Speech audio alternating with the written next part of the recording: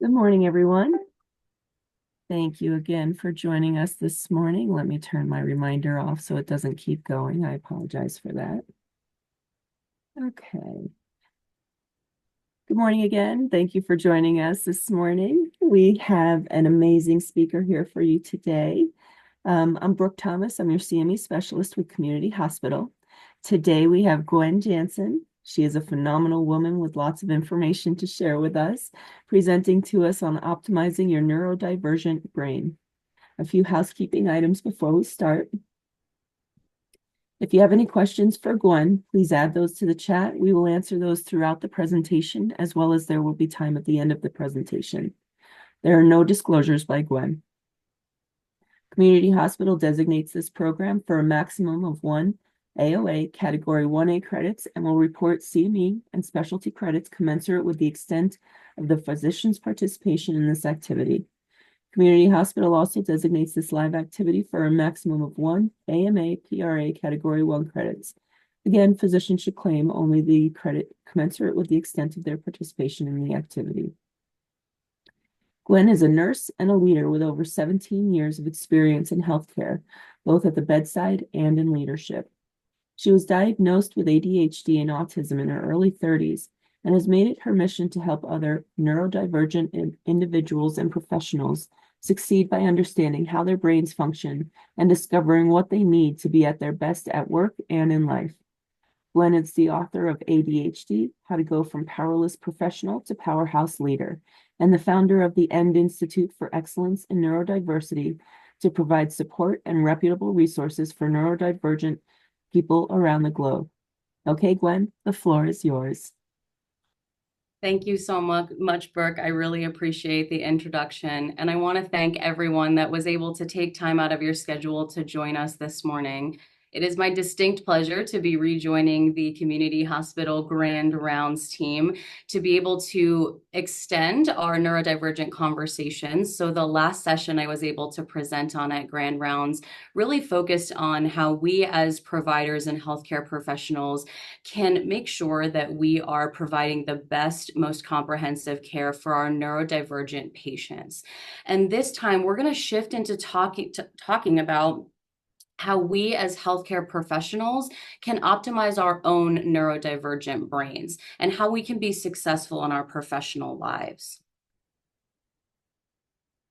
So as Brooke mentioned, I have nothing to disclose prior to the start of this presentation. And I would like to take a second to go over our lecture objectives today. So I want to start with defining one of the most common types of neurodiversity, which is ADHD, or attention deficit hyperactivity disorder. And then we're going to talk a little bit about the challenges that professionals with ADHD and other types of neurodiversity can face in healthcare and in the professional world as a whole. We're then going to move into the strengths that professionals with ADHD and other types of neurodiversity may offer, because it is really critical to our success that we remember that there is a lot that we can bring to the table. And research actually does demonstrate that teams that are inclusive of neurodivergent professionals are actually significantly more productive than those that are formulated of just team members without any type of neurodiversity. And then we want to identify ways that we can support ourselves as neurodivergent healthcare professionals specifically. So let's dive into what ADHD is. I talk a lot in my lectures about the importance of the language that we use, especially in the clinical realm. And this is something that I'm really passionate about because I think it really matters, especially for clinicians and for patients. So ADHD is a type of neurodiversity that has 3 identified variations. There is not just one set of symptoms that is classified under ADHD. There are currently 3 subtypes identified within the DSM-5. And those are going to be your predominantly inattentive type, your predominantly hyperactive/impulsive type, and then your combined type, which means that you do not demonstrate these symptoms from just one subtype or the other, and you really do show a combination of both symptoms. And realistically, we need to be honest about the fact that neurodiversity seems like it is such a snowflakey type term to some people, right? That, oh, back in, the old days, we never had anyone with autism or ADHD, and now everybody has it. And they just think that they need all of these special things, right? But data tells us that these types of neurodiversities have always been around. We just are lucky at this point in our neuroscientific research that we have identified them and are starting to understand them on a greater scale. And why that's important is neurodiversity can have such a profound impact on the lives of individuals and how they function, not only outside of work, but especially in the professional world as well. We really don't know the exact etiology and cause of ADHD, but some of the things that we do know about this type of neurodiversity is that those with ADHD are functioning with a lower baseline level of dopamine than those that do not have ADHD. Obviously, for our clinicians on the call, we know that dopamine is a neurotransmitter that communicates messages in the brain, and it goes between the nerve cells and the rest of the body. So it also plays the role of our reward center, right? And we want to remember that because when we speak about the science behind neurodiversity, it can really help to slash the stigma. And that's what we need to remember is that all of the presentations that we're seeing in our neurodivergent patients and in ourselves as neurodiverse healthcare professionals, they are all based in science, right? So you will often see that you might be someone that is really conducting yourself in a way that dopamine seeking behaviors drive a lot of your communication styles and your normal tactics, both professionally and personally. So, when we talk about the symptom presentations that we might see coming from ourselves as professionals, as we talked about, there are many different levels of severity, right? Right now, they're broken down into the three typical mild, moderate, and severe. And then we also have the three subtypes. But there is a lot more that goes into how does our ADHD present and how does our neurodiversity present in the professional world and in the healthcare space as healthcare professionals. And a lot of that has to do with other extrinsic factors. So, yes, we know there is a lot of internal neurochemical and neurotransmitter differences with those that have neurodiversity versus those that don't. But the other things that can really impact how we show up and how our symptoms present in adulthood and in the professional world has to do with things like our support system growing up, right? What was our educational background like? Did we get all of our needs met in our formative years? Did we develop the appropriate coping mechanisms? Or have we had to sort of make our own way and sort of fight through the challenges because we didn't understand the way that our brain worked and we didn't have that external support that we needed during that time?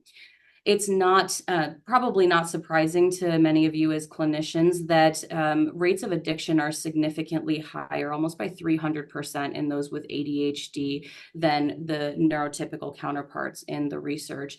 And a lot of that has to do with the fact that undiagnosed ADHD or poorly managed ADHD and neurodiversity will often lead to self-medicating because even if we haven't been diagnosed, or we're not properly treated, that doesn't mean that all of a sudden we can wave a magic wand and these symptoms are going to go away or get better. We have to have the appropriate tools to set ourselves up for success. And when we don't, we will often see that we're much more likely to, lean towards using other methods of symptom management. So, we're going to talk a little bit more about symptoms and presentations in just a minute, but I did want to touch on the fact that there is no singular way or right or wrong way that ADHD shows up in an individual and in a professional. And I think it's important that we remember at the core of everything, individual strengths and individual support needs are going to be different, even when we're talking about the same diagnosis, and even when we fall into the same subtype of diagnosis. A lot of that having to do with, like we talked about just a second ago, what has our formative years looked like? What type of coping mechanisms have we built? And what are our support strategies?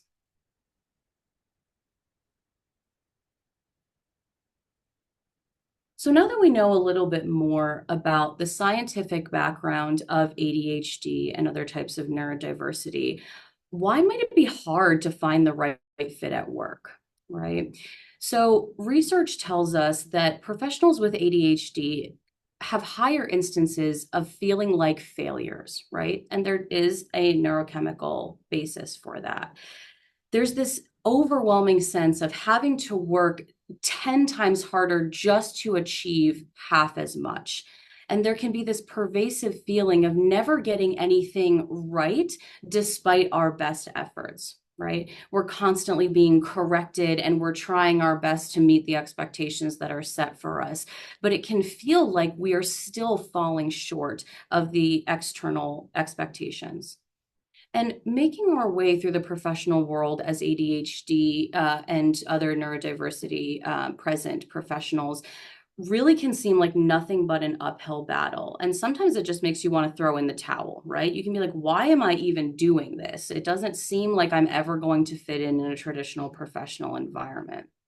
And research actually tells us that that 13.6 and 21.6 workdays are lost because of ADHD related absenteeism and ADHD related presenteeism, respectively. So, meaning, we are not only taking off of work because of ADHD related issues and symptom management, but even when we're at work, our productivity is struggling.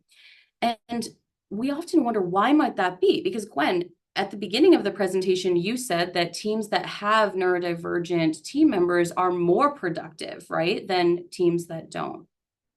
And a lot of that has to do with the way that our brains are wired and the way that we work most successfully can often be at odds with how the traditional workforce is set up and how the structure of healthcare as an industry currently runs. So let's talk a little bit about that and dive into that deeper as to what it is about our brain wiring that can make that so difficult. So, executive functioning is one of the key factors of ADHD and neurodiversity presentations that will show up at work that can be really challenging. So, for any of you that have done any research within the neurodiversity space, you might be familiar with the term executive functioning. Some of you might be like, is that when your boss goes off the rails? Right? And no, that's not reflective of how are your executives functioning. It's as an individual, how are you able to perform tasks that fall under the executive functioning purview? And that's going to be things like task initiation, right?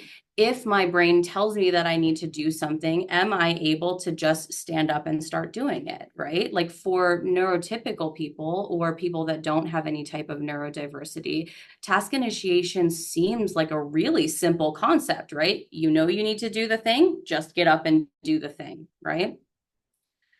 But that's not the case when you have a neurodivergent brain. And I have seen it described really beautifully in a multitude of different ways where, you can kind of describe it as outwardly, it appears that I am just, laying around choosing not to do anything, or I'm frozen at my computer stuck in emails when really I need to get up and go out and do X, Y, and Z. But internally, and any of you on the call that are neurodivergent may resonate with this. Internally, it is absolutely a chaotic storm, right? The outward appearances, potentially lazy, right? Or unmotivated because, hey, I know I need to do the thing and I'm not getting up and doing the thing. But internally, your brain is torturing you, right? It's you need to get up, Gwen, you need to get up, Gwen, you need to get up and go do the thing. Gwen, why haven't you gotten up and gone and done the thing? What is wrong with you? Just get up and do the thing. This is not hard. It will literally take you 2 minutes. Like, why are you avoiding it? Why are you avoiding it? Right. And then we have kind of the moral stipulations that go along with that. Because for a very long time, and even still in modern days, we see a lot of moral failures that are ascribed to the symptoms that are associated with neurodivergent presentations, right? So again, I can be seen as lazy or unmotivated or disorganized if I'm not following up on the things that I need to do, when really the way that my brain is wired and the way the chemicals are balanced makes it so it is not automatic for me to get up and follow through on things, even though I need to do them, and despite the fact that they're very important. Time blindness is another issue when you have ADHD, and sometimes autism as well. And what that can mean is that you really don't have the same sense of time as maybe someone that does not have the same type of neurodiversity or is not neurodivergent at all. And so, that can often lead to either you being super early for everything because you've built up an insane amount of anxiety about being late. I am definitely the guilty person of that. Like if I have an appointment scheduled or I need to be somewhere at a certain time, I'm that person that gets there like a half an hour early, but then I'm sitting in my car for the next 10 to 20 minutes to make sure it doesn't look weird that I got there so early or that I'm being disrespectful of other people's time, right? So that's definitely a presentation issue. But for some people with neurodiversity, it can mean that you're chronically late, right? Or even that you don't have the appropriate concept of how long something is going to take. So in your mind, you might say, oh, I need to work on this project today. And I'm going through the task list. Okay, these are the things I need to get done. Okay, that should only take me, about an hour or so, right? And then I sit down to do it and I have difficulty focusing and organizing my thoughts and I'm getting distracted. And all of a sudden that part of it takes me 4 hours, right? Or on the flip side of that, I might say, oh my goodness, look at this big giant list of tasks that I have to do. This is going to take me all day. There's no way I can dig into it. But then I sit down and I'm able to focus on it and I can bang it out in an hour, right? So time blindness not only relates to our ability to arrive on time, be on time, and keep a good schedule, it's also the inability to accurately estimate the length of time that something might take. Some people with ADHD and autism will also struggle with pathological demand avoidance.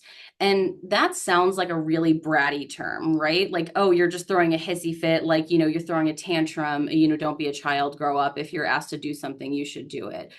But it goes back to that neurochemistry, right? Of, I know I need to do this thing, but if you tell me I need to do it, all of a sudden my brain's going to go, no, I'm not going to do that now because you told me to do it. Even if I was actively on my way to go do the thing, right? And that can be challenging, especially when we know that traditional workplaces and certainly healthcare work in a hierarchical structure, right? You will pretty much always have someone that you're reporting to and things that need to get done or tasks that you need to turn into other people. So that can be a challenge, right? You don't want to be obstinate, but sometimes your brain just fights back against people telling you what to do. And then the last thing, and I put this last intentionally because I feel like when we think about ADHD and sometimes other types of neurodiversity, we rely too heavily on the focus piece of it. And there really is a significant misunderstanding, even within the clinical realm, of how ADHD impacts focus, right?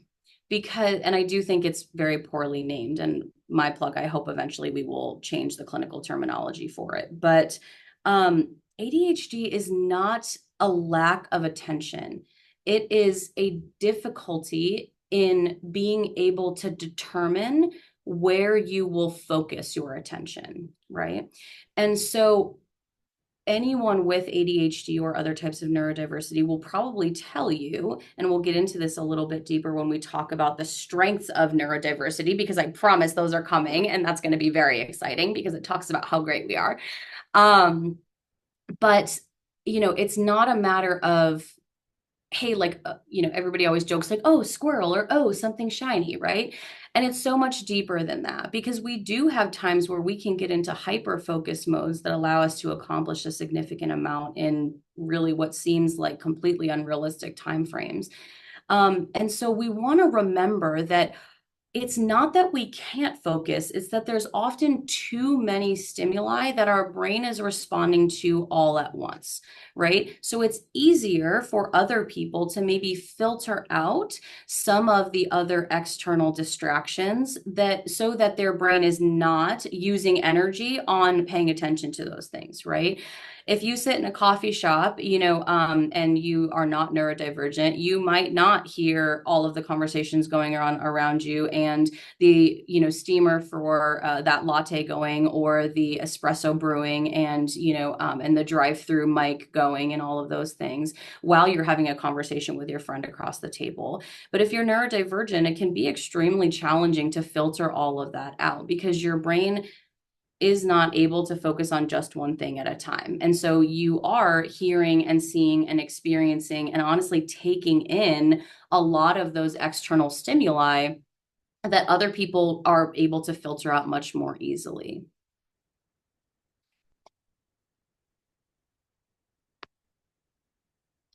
So another thing that, is impactful in the workplace with ADHD and other types of neurodiversity is working memory. So it can seem like, and again, because I think people misunderstand what ADHD is, that we don't pay attention, right? Like, oh, like I told you that we had this conversation. What do you mean you don't remember, right? But from a neurology standpoint, when you have ADHD, your brain does not translate short-term memory the same way that someone that does not have ADHD does. And so what that can mean is that it is much more difficult to hang on to the more recent facts, information, whatever.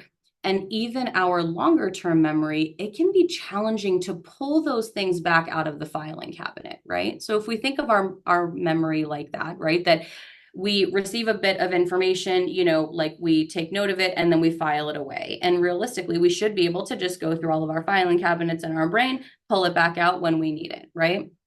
And that's not the way that it works for neurodivergent individuals. Our working memory functions very differently. And so this can be a challenge because, you might be having a conversation in the hallway and you're like, oh, yeah, like I'll remember this, right? By the time you get back to your office, you will have forgotten, right? And if you didn't write it down, now you have to go back to that person and say, like, I'm really sorry, but can you please remind me the discussion that we had or what deliverable you need from me? And that can give a negative connotation or the impression that you weren't listening, right? And so that can be something that is a really big challenge. Also, when we think about the amount of deadlines that we have to do, healthcare is so heavy on documentation if you are a frontline clinician. And even if you are not on the front lines, there is so much data and information that goes into the healthcare industry. And so this challenge with working memory can present a lot of difficulty for healthcare professionals and, professionals in under other industries as well. So we talked earlier about the fact that with ADHD specifically, your brain is going to operate at a lower baseline of dopamine than what someone that does not have ADHD will have. So with that, your behaviors are often going to be driven by seeking out those dopamine spikes, right? And so we often correlate that with risk-taking behaviors. And obviously, that might look a little bit different at work than it does outside of work, but it can even be, those people that you're like, oh my God, they don't have a filter. I can't believe they would say that, right? But realistically, taking risks and saying, things that might traditionally be considered questionable in the workplace, that does give your brain dopamine, right? Like those things will increase the amount of dopamine that you are producing. And we are always, whether we recognize it or not, seeking out, anything that will increase the dopamine in our brain because we operate at this deficiency. But that's not always something that, depending on how it's managed or how it presents, is going to be received favorably in the workplace, right? Because we can appear to be very impulsive, right? We are, not stopping to think about the repercussions of our actions. We're doing things that produce that dopamine, which might not always work out in our favor. Another thing that I want to mention when we talk about challenges, because I do think it's really important that we speak more about this because it is not currently listed in part of the diagnostic criteria for ADHD and other types of neurodiversity in the DSM-5. But it is so important that we're also talking about the emotional elements and components of neurodiversity because they absolutely show up in the workplace. And so a couple of things that, I think are, more common to kind of associate with maybe our professional presentations, or how we may be perceived as unprofessional are two concepts, first being justice sensitivity, right? So we always grow up being told that the world is not fair, right? When we're like, well, that's not fair. And everybody's, well, no one told you it was going to be fair, right?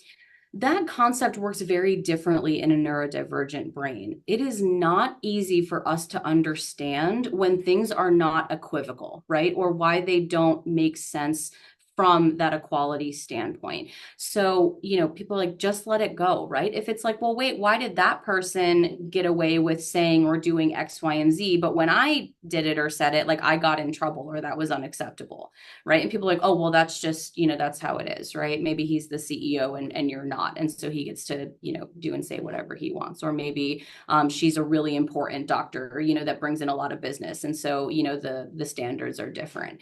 And while for some people that might be easy to accept to just say, well, that's just how the world works, right? And it's our responsibility to respond appropriately even when things are not fair, that can be really difficult. It is very common that we will ruminate on those differences and really struggle to understand how it could be allowed for things that are unjust or that seem unjust to us to be allowed to continue.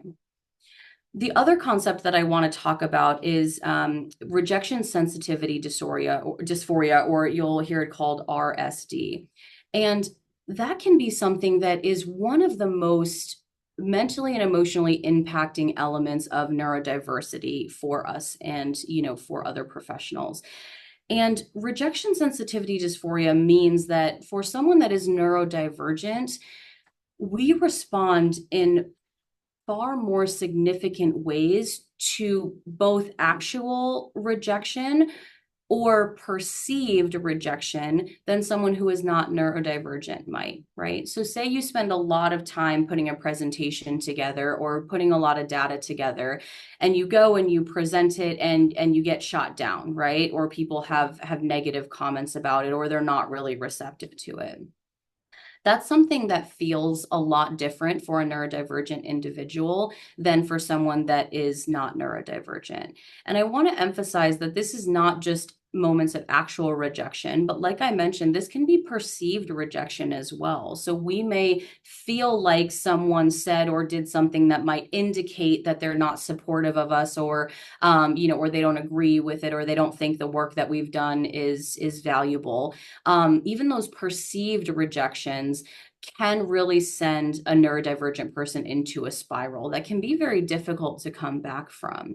And the way that our brains are wired means that we are much more likely to ruminate on negative experiences, challenges, feelings than we are to focus on the positive, right? I have a really hard time when people say like positivity is a choice, right? And your life is what you make it, and you just need to, see the silver lining and whatnot. Because the evidence tells us that our neurochemical balance and the way that, our neurotransmitters are functioning in our brains really makes it so that that negative rumination is much more difficult to come out of.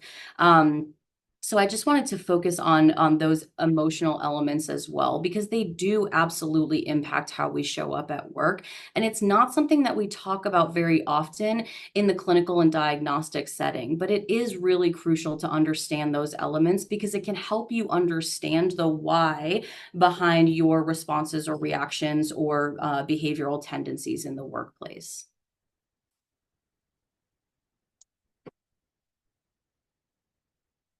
So there's another element of neurodiversity that I want to talk about because I think that it is really critical that we understand why we can feel really exhausted more so than makes physical sense, right? When we are operating in a professional world, whether healthcare or in other industries, as a neurodivergent person. And so I want to take the time to talk about masking and what that phenomena means. So masking with for a neurodivergent person means that based on all of the external messages, stimuli, responses that you have gotten over your entire life, you have recognized or have surmised from the messaging that you've gotten that the way you show up naturally and authentically is not acceptable to general society, right? And is not acceptable in the workplace, is not acceptable as a professional. And so over time, you may not even realize that you're doing it, but you build up these masking behaviors so that you are mimicking what you perceive to be the societally acceptable behaviors, communication styles, presentations of someone who is not neurodivergent. And I think it is really critical for not only us as clinicians, but us as neurodivergent professionals to really start to take our power back in this sense, because we need to remember that masking just means an increase in the amount of energy that we are using to show up in the natural world every day, right? But it leads to a lot of really negative physical symptoms for us as a neurodivergent person, right? So that physical exhaustion that I talked about, for someone with ADHD, you will often also experience mental exhaustion because your brain is processing on average about over 50% more information than someone that does not have ADHD and what their brain processes at baseline. So think about that cognitive fatigue coupled with that physical fatigue, right? And we know just how significant your body is going to respond to that heightened level of stress. And so if you are constantly thinking about how can I change, alter, cover up, hide this part of my natural self, just to make other people happy, right? We need to remember that that will take a negative toll on your physical, mental, and emotional health.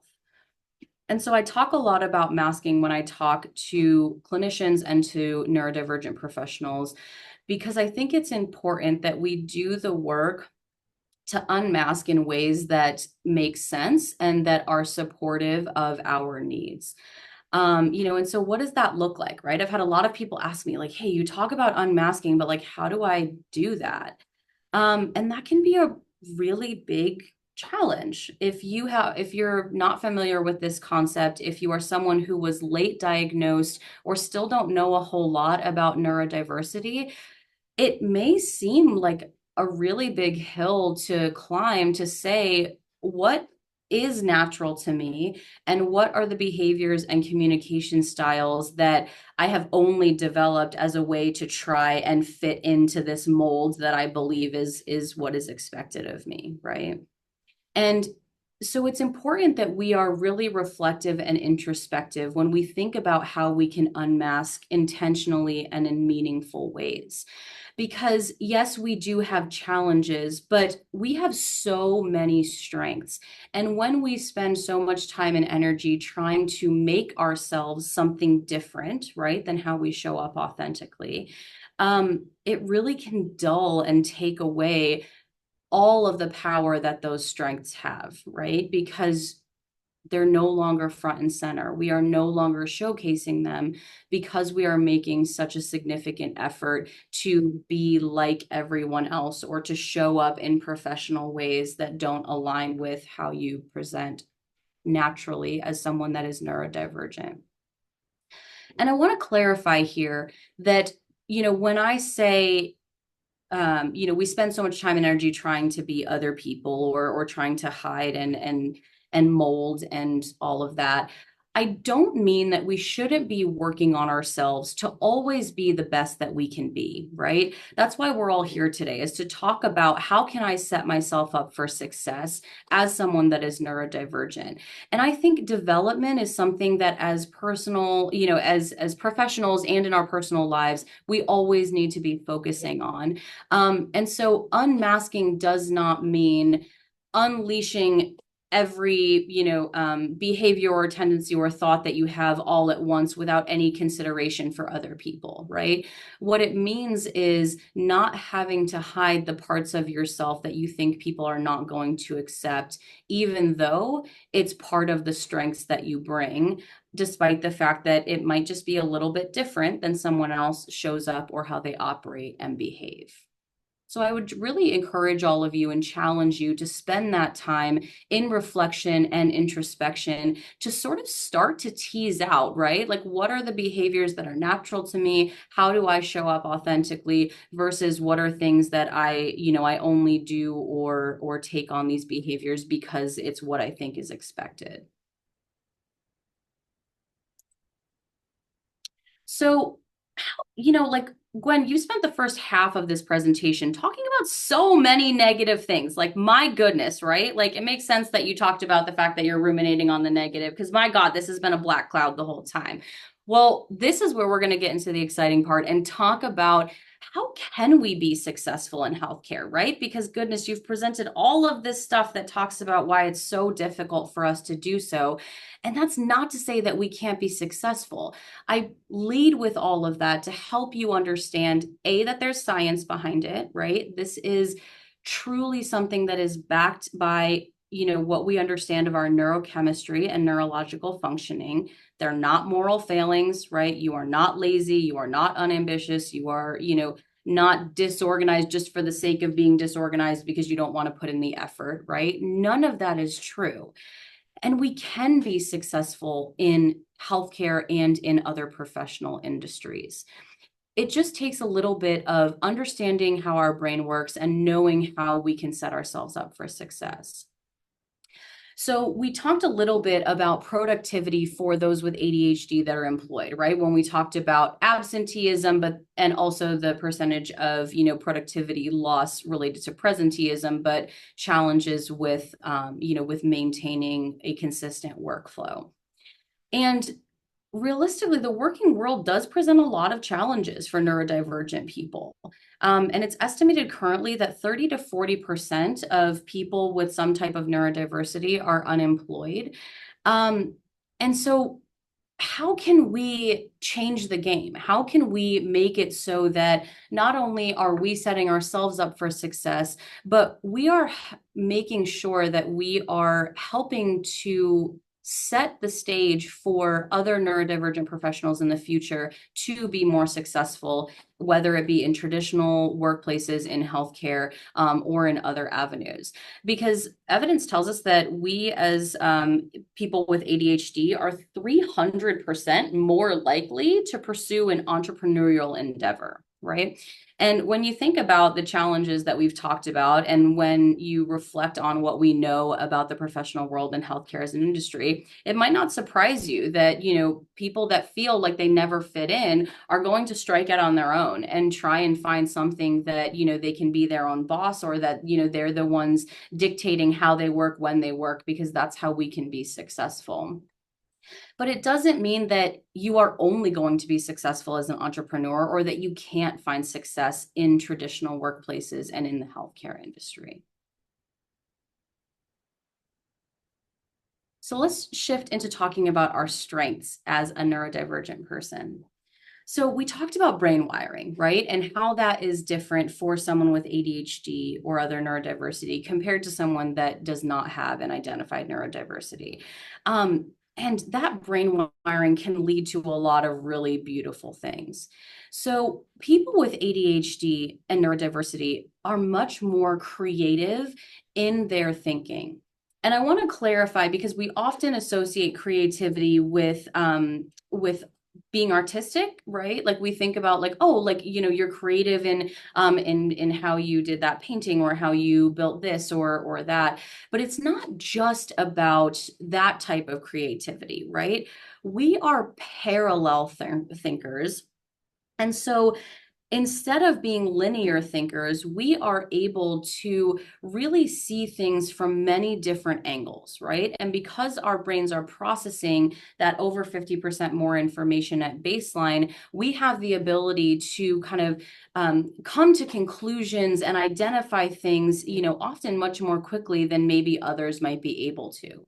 Right. So we have a lot of really great potential for out of the box ideas because we're making a lot of internal cognitive connections that other people might not have, if they're using a linear thinking, type of approach, because we don't just think about things this way, right? We think about things this way. And so it really can mean that you are a source of innovation and really a change maker in healthcare and in the professional industry as a whole, which is really something to be incredibly proud of, right? We talk a lot in healthcare about how innovative we are as an industry, but we know operationally we can be quite archaic. And so having, this type of benefit on your healthcare team, when we talk about this type of thinking, really can serve ourselves and our patients.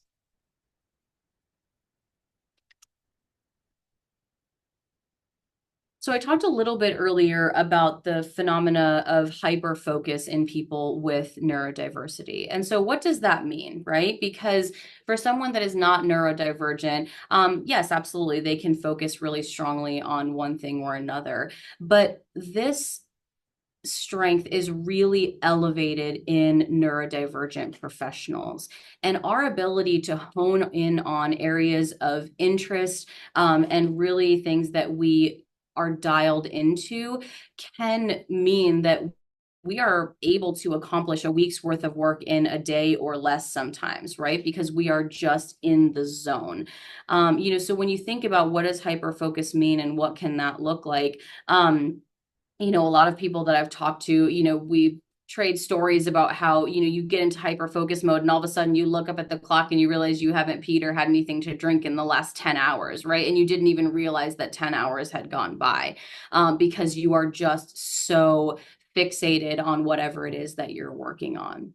Hyper focus can come and go without a lot of predictability sometimes, which certainly can potentially be a source of frustration, but it absolutely also can be triggered, right? So when we think about that dopamine seeking behavior and we think about how that shows up for us, right?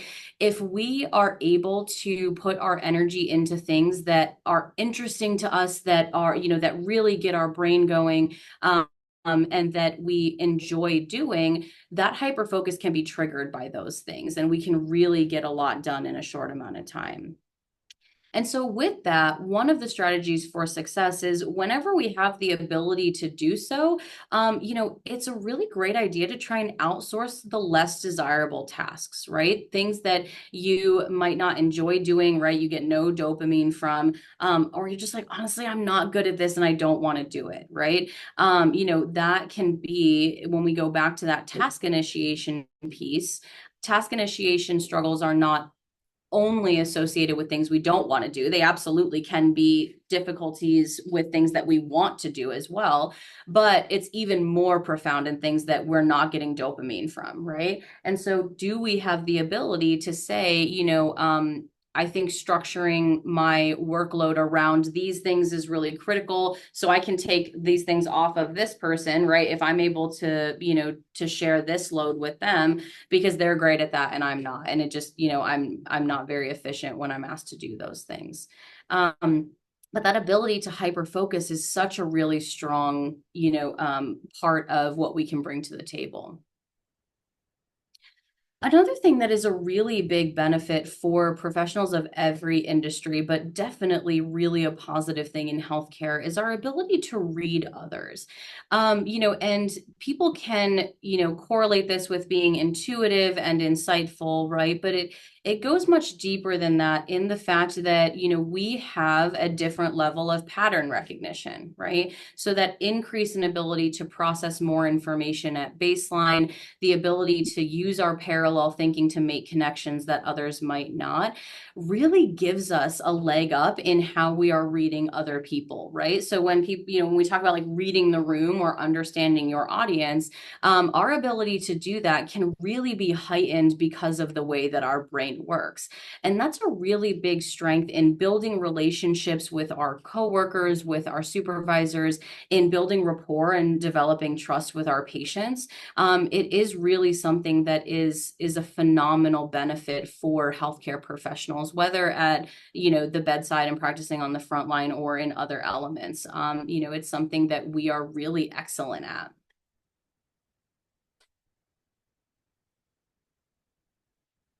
So we've talked a little bit about this, but I do think it's really critical that when we talk about how do we be successful as neurodivergent professionals in healthcare, right? We have talked about the things that might be challenges for us. We talked about the why behind how they could present as challenges so that we can better understand, okay, like this is why that might be happening. And, like, how do I make sure that, I can work around those things, or that I'm building my support systems to ensure that these things don't hold me back professionally or even personally. And we talked a lot about our strengths, right? Because, I want to be respectful of our time frame today, and I want to offer you guys the ability to ask questions. But I really want to make sure that we understand that there are so many strengths that come along with the challenges, right? Personally, as someone that has lived an entire life as as a neurodivergent person, but only really was aware of the diagnosis for the past few years. It can really feel difficult to hear people say like ADHD is my superpower, right? And it's like, absolutely, like we can do some really incredible things, right? We can do some really incredible things.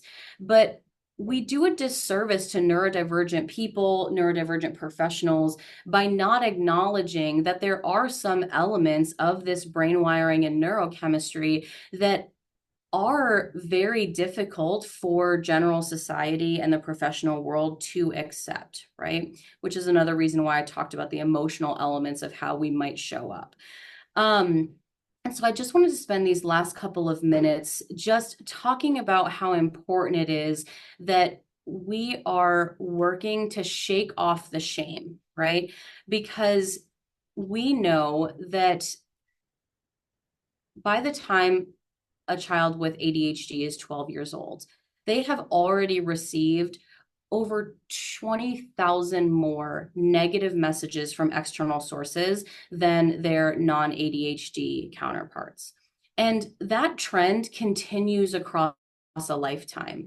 We used to say that you grow out of ADHD and other types of neurodiversity sometimes, oh, that's just a childhood disorder. But realistically, we know for certain now that that's absolutely not the case, that neurodiversity can actually worsen over a lifetime. And even if it doesn't worsen, we know that our presentation, our symptoms, and how we're experiencing the world can absolutely shift as we go through life. Some of that having to do with hormones, some of that having to do with external stimuli and coping mechanisms that we build, and some of it just due to our brain wiring. But sometimes it can really feel like there is no light at the end of the tunnel, right? It's, why am I always wrong? Like, oh my goodness, I have put so much effort into doing this the right way, to showing up in ways that, that people want me to show up. And I feel like I can never get it right. Or, oh my God, like, why can't I just remember this? Why can't I be more organized? Why can't I this, and this, and that? And it can bury you, right? You can just be carrying around this shroud of shame. And I just want to make sure that everyone understands your symptoms and your presentations are not moral failings. And I want everyone to sit in that and make sure that you take that in, right? Like if you don't take anything else from today's presentation, please remember that these things and the way that you show up in the world do not make you a bad person, right? Your body responds to the way that your neurochemicals are balanced and the way that your neurotransmitters carry information. That's it, right? That's it. We don't tell people that have aggressive cancer that, like, oh, your body just doesn't work the way that it should, right? Like, we don't do that, right? We display empathy. We, talk about all of the treatment options, and make sure that we do everything we can to make sure that we're supporting that person through their health journey and whatever that treatment regimen looks like. And I feel like as a society and in healthcare, we are not very good about applying that same type of approach and mentality to cognitive, I don't even want to call them disorders, but cognitive differences, right? Because just because our brains work differently, and that means that we show up differently in the world, we communicate differently, we feel differently, does not mean that we are less valuable. It does not mean that we don't have things to bring to the table. And it absolutely does not mean that we cannot be as successful or more than people that do not have the same type of neurodiversity or brain wiring that we do. So I know we're at 8:50 right now. I did want to really give us about 10 minutes for questions. But I just wanted to leave us with that, right? Because I really wish that I had had that type of messaging earlier in my life. I wish I had access to the information that I know now earlier in my life, but we can't ever go back, right? And so I hope that truly all of you are able to hear me today when I say I hope you all shake off the shame and lean into the things that truly make you exceptional, because you have a lot of value, and there is so much strength that you bring to the healthcare profession and to the professional world as a whole. And I hope that you don't ever let anyone dull your sparkle. With that in mind, I appreciate you listening to me jammer on for the last 50 minutes straight. I applaud all of you that had the patience and the attention to be able to stay engaged with us today. And I would really love to offer the opportunity to answer any questions that you guys might have. Gwen, excellent job. Thank you so much. We love hearing from you and lots of great information, lots of good things to think about. We do have a couple things that came in. Right now, there is a comment from Dr. Ottaway. Doesn't everyone mask some at work?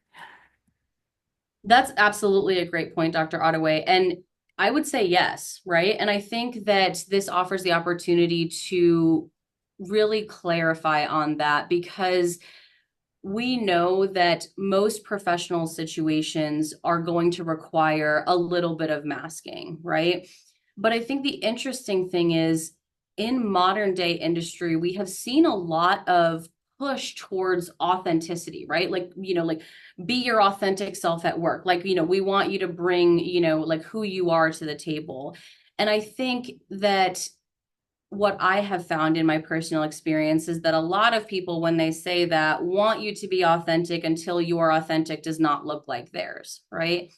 And so I think that the amount that we mask at work will always be up to us as individuals, right? Like, we decide how much we are going to share with others about, the real us, right? But I think the key point there that I want us to remember is that we shouldn't be masking to the point of it being detrimental to our own health and well-being, right? If you're going home at the end of the day just mentally and physically exhausted from the amount of work that you've had to put in to pretend or to mask, I think that it would be important to do that reflective work and say, is this really the right fit for me as an organization, right? Like, am I part of the right team? If I'm not supported to demonstrate all of my strengths and the personality, elements that come along with that, while still maintaining, of course, like that element of professionalism, is this really serving me? And I think that's the questions that we need to ask, right? Is the masking that I do at work, is it serving me or is it hurting me? And if it's hurting me, how much of that, can I safely, unmask? Or is this something that, at a certain point I might want to consider, like, this is just going to continue to be detrimental to my health and well-being, and I might want to find a different fit. Great comment. That's an absolutely excellent point. All right, we've got a few more questions and then a comment from Dr. Arja. Thank you for the thoughtful messages and presentation, Gwen. From Dr. Lundy, sorry, are there gender differences in the presentation of ADHD, autism spectrum, etc.? Yes, that is an excellent question. And I apologize, I did not have more time to kind of dig into that today. But yes, absolutely. So the data tells us that for ADHD specifically, with those subtypes that we discussed at the beginning, females are much more likely to have the inattentive subtype of ADHD, so that cognitive hyperactivity, right? But that will present to the rest of the world as just not being able to pay attention or not focusing, kind of, distractible or always off in a dream world, right? Whereas boys are and men are more likely to be diagnosed with the hyperactive and impulsive subtype of ADHD. And so that's why a lot of people hang on to that kind of stigmatized idea of what ADHD looks like, that 5-year-old boy bouncing around the classroom, right? Because, males are much more likely to have the hyperactive impulsive subtype. And so we do see that there is that trend in the data. But I think that more research is definitely needed to kind of understand, what some of the etiology might be. For autism spectrum disorder, as far as gender differences, they are not as like research based at this time, like the subtypes of ADHD are, as far as like where males versus females are falling within the autism spectrum or what those presentations might look like. So I definitely think more research is needed in that. And I do think more research is needed to sort of understand more about the origin etiology of autism spectrum disorder, and truly understanding the spectrum itself, which I hope will come with more neurological research. Great question. Excellent. Also from Dr. Lundy, are there efforts to educate administration on these issues to help recognize and assist healthcare providers with things like path demand avoidance? Um, that's also an excellent question. And I think that, what we often see in industry, and this definitely has reflected in healthcare from my personal experience, is that when there was a really big push for DEI efforts in, not only our hiring practices, but also how are we supporting our workforce, through diversity, and the different ways that people show up or what they need. That was starting to include neurodiversity in, our diversity, equity, and inclusion efforts. And unfortunately, what we're seeing is that, as budgets are changing and, financial priorities are being restructured, DEI efforts are often among the very first things to be cut or minimized. And so personally, my feelings on it are that we definitely don't do enough, from an administrative level and from an industry level to make sure that we're supporting like you said, like our providers are, and all of our healthcare professionals, that have these traits that are showing up in ways that, again, are not intentionally trying to be obstinate, difficult, or or problem children, if you will. It's just like, this is the way our brain's wired and we might need different things, right? And so when people understand that, they can support us better. But I don't think that we've done a really great job of putting in, the work to be able to have that level of understanding and then develop the associated support and empathy that goes along with that. But I really do appreciate, the fact that all of you showed up today for this really demonstrates your commitment to not only understanding maybe your own brains a little bit better, but maybe even the needs of your colleagues, peers, et cetera, patients even. So I think things like this, even if it's a baby step, it's, these are steps that, that we can all take to make sure that we are supporting ourselves and supporting one another. Thank you, Gwen. I know we only have 2 minutes left, but we're going to keep going with questions because they keep coming in. So if you can stay, great. Again, I'm recording this, so if you need the recording, please just drop me an email, bthomas@gjhosp.org. So for Mary Beth, are there any therapies slash interventions specifically that can assist with better focus? So realistically, the medical industry has focused really heavily on pharmaceutical management of ADHD symptoms, including improving focus, right? And I think that as long as we continue to operate in structured settings that sort of demand of us that we have equal productivity, an equal amount of focus across, the Monday through Friday or the, however many 12-hour shifts we work or whatever it is, that will be something that's challenging because there is only so much, when we talk about like therapeutic improvements for focus, are there specific therapies, right? There is only so much that we can do that will change the way that we are able to focus because of that brain wiring and the neurochemical balances that are different, right? And so some of the things that we can do to set ourselves up for success are, like people are always like, oh, eliminate distraction. And I'm like, you underestimate my ability to be distracted, right? Because it's not even just about distraction from the external. My brain might be triggered, by one single word. And before I know it, I am 1,600 thoughts away. And I'm like, oh my God, Gwen, reel it in, right? Like, and so it's something that the more that we're aware of it, right, we can work on like shortening the length of time that we kind of cascade into these other trains of thought. And we're able to kind of bring ourselves back to what we're focusing on in the moment. But I also think it's important that, like we've talked about, kind of significantly in this presentation, how can we set up our environments and our expectations to align with the way that we work best? And that's another critical element of it, because other than, kind of the pharmaceutical interventions and, and just your own like kind of brain training to as much extent as you can, there aren't as many available therapeutic options to improve that element of ADHD brain specifically. From Dr. Ivan Alkes, do non-neurodivergent people have some of these characteristics? Absolutely. And so some of these things are not unique to neurodivergent brains.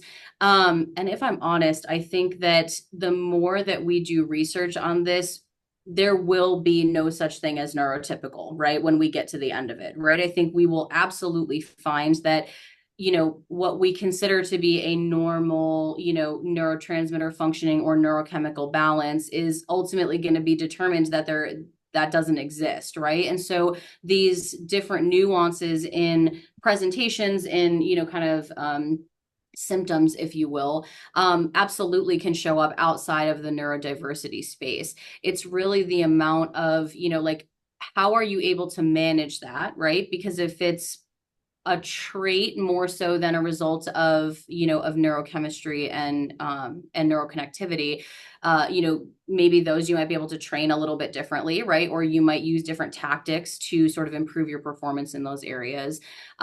So short answer, yes, absolutely, these things will show up outside of neurodiversity, but our approach to how we're maybe improving them, setting ourselves up for success, or closing gaps might be pretty different.